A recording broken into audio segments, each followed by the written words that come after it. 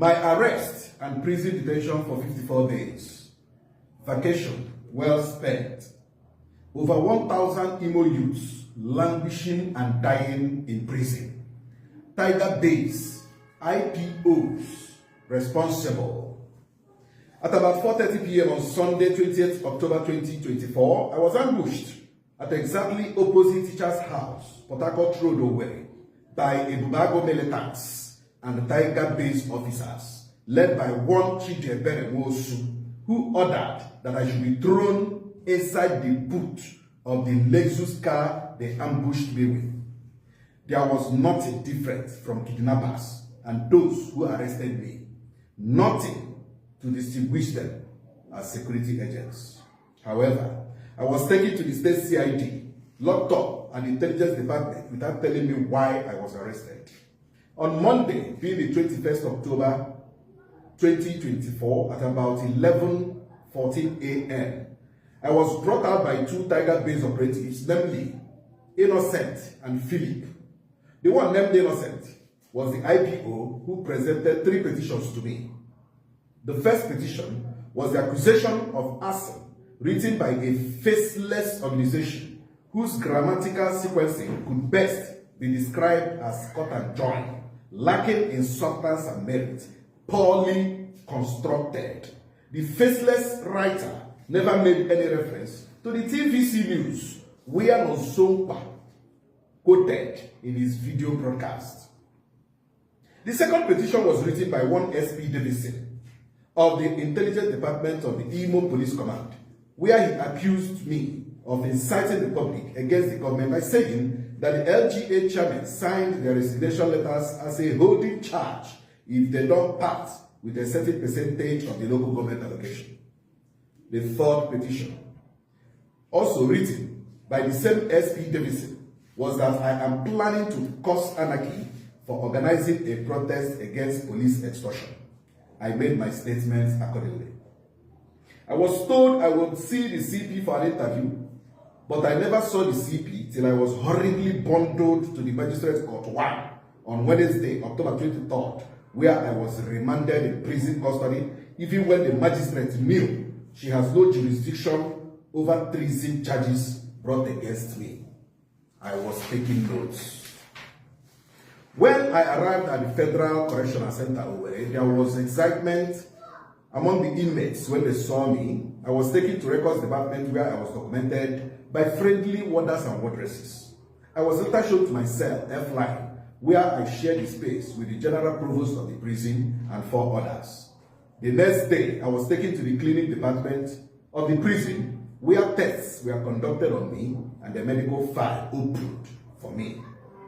The friendly nature of the inmates made me settle down without difficulties. They were happy seeing Nonsonkwa. It was an opportunity to listen to their challenges and what brought them to prison. It was a lifetime opportunity to hear from those who were there during the jailbreak and what exactly happened, and those who returned after the jailbreak, and of course, their reasons for returning.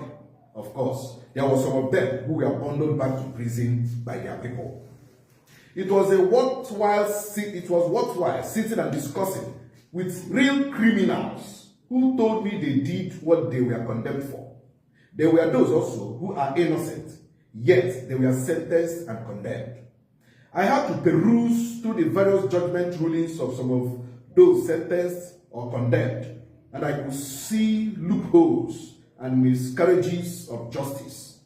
I told such prisoners to appeal the judgment, but the challenge remains money to hire a lawyer. Meanwhile, the number of those on awaiting trial is shocking. About 800 inmates have no access to the law court. Some have spent 2 to 10 years in prison without going to court. I took it upon myself to gather every necessary information about them for action. My project for 2025 is hugely for the welfare of prisoners and inmates, to offer help to those yet to go to court and assist those yet to meet their bail conditions. Then organize a monthly visitation for the inmates. To this end, I will form a prisoners' welfare partnership with like minds to assist the inmates on a monthly basis. By January, I shall be announcing the procedure for those interested. It will be a taboo if I fail to mention one of the ugliest parts of my experience and discovery while in prison. As a journalist and activist, I carried out a thorough investigation and discovered that half of those in prison were brought half dead by Tiger Base. There was a case of one inmate brought by Tiger Base, but because of the condition of the suspect, the prison management refused to accept the young man brought by Tiger Base. The Tiger Base operative who brought the half-dead young man did the most ruthless thing to the chagrin of prison management. Instead of taking the young man to hospital, the ruthless Tiger Base operative took a 2x2 plank and started hitting the already dying young man. It was at this point that the nurses rescued the young man, but unfortunately, the young man died few weeks later in prison. I could go on and on with the atrocities being committed inside Tiger Base Owerri, but those of them who committed such atrocities will never escape justice at the appointed time. The investigating police officers, IPOs, are another problem in our justice system. Police officers who are supposed to investigate cases brought to them would rather resort to taking bribe from the highest bidder, especially the complainant. Most inmates in prison are there today because their complainants bribed their IPO. It was in prison that I learned that a police officer can add more charges to someone's original charge to make sure that the person is remanded in prison. This is so unfortunate. These categories of police officers are being investigated and shall be made public soon. I want to urge our magistrates and honorable judges to kindly apply the community service part of punishment for minor crimes like burglary, stealing, fighting, and some other civil matters. Instead of sentencing such persons to years in prison, they should resort to giving such persons community service as punishment. This is obtainable in some states in Nigeria. We can do it in Imo State. This would also help to decongest our prison and save more lives. The condition of inmates at the Federal Correctional Center is nothing to write home about. The feeding is poor, not enough drugs to go around. The situation is overwhelming, but the prison management is truly trying their best to manage the situation. It is sad that both the federal and state governments have abandoned the inmates at the Owerri prison. Some of the buildings are dilapidated and in terrible condition, especially the building serving as hall and church and the kitchen line. I urge the Attorney General and the Commissioner of Justice of Imo State to kindly step into the matter of those who are yet to access justice by facilitating their going to court, especially those brought to prison from Okigwe and all axes of the state.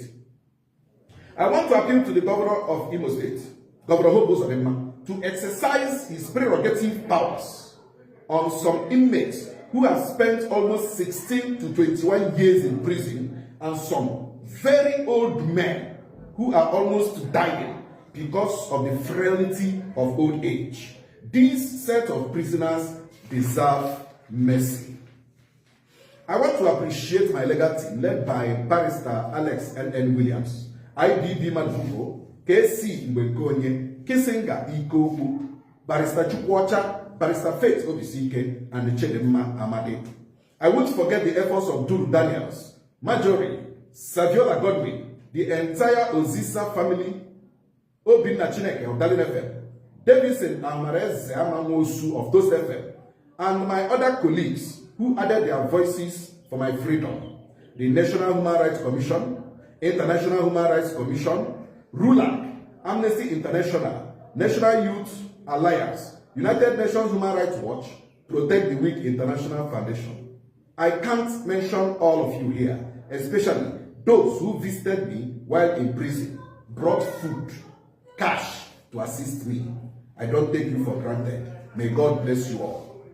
Finally, I appreciate the entire management of the Federal Correctional Center, where the former DCP, Eke C. Eke, now CP Eke, the new DCP, a young visionary administrator, Auntie Sandra, Joy, Cordelia, Mommy B, Oga Kalo, Polo, Ogimo, Oga Chus, Auntie Choma, and all the beautiful nurses at the Federal Correctional Center Owerri who took care of my health. I say thank you. All warders and wardresses, including our gallant armed forces, I can't thank you guys enough for treating me like your blood. God bless you. To the General Provost of the prison and all other provosts, General Pastor, and the prison police, I appreciate you guys a lot for the physical protection you guys provided me throughout my stay with you. God will see you guys through. Amen. Before I conclude, the use of faceless organizations and individuals to write baseless petitions against opposition and critics of the Imo State government is a childish political tactics that must backfire and bring shame to Imo State. To any government that lacks the confidence and trust of the people, truth is inciting to such government. I have no personal grudge against the governor or anyone working for him, but I have serious issues with the way his information managers are managing his relationship with the people. There is an unprecedented gap of communication between the government and the people of Imo State because the media team of the governor only attacks personalities instead of issues raised. This is the greatest undoing of Uzodinma's administration. I will remain at the forefront of justice, defending Ndimo with the weapon of truth against political gamblers and jobbers. This is my vow. Maazị Nonsonkwa, President, Protect the Weak International Foundation, Nchekwa Ụmụ Ogbenye Foundation. May God bless Aligbo.